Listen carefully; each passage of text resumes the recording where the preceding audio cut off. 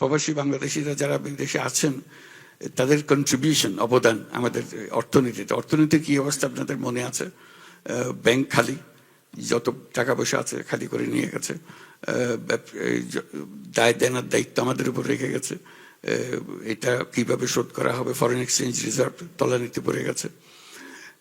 এটা অর্থনীতি ঘুরে দাঁড়ালো, এই 1 বছরের মধ্যে অর্থনীতি ঘুরে দাঁড়ালো এই কারণে ওই প্রবাসীদের এই রেমিটেন্সের অর্থ দিয়ে বাংলাদেশ উঠে দাঁড়ালো। আমি সকল প্রবাসীদের আজকে যারা এখানে উপস্থিত আছেন তারা এবং যারা উপস্থিত নাই তাদেরকেও একসঙ্গে আমরা তাদের দিই, ধন্যবাদ জানাই, জাতির পক্ষ থেকে ধন্যবাদ জানাই। এটা না হলে জাতি সোজা হয়ে দাঁড়াবার কোনো উপায় ছিল না। এই টাকা দিয়ে আজকে আমরা মজবুত অর্থনীতিতে দাঁড়াতে পেরেছি। এটা মস্ত বড় একটা অবদান।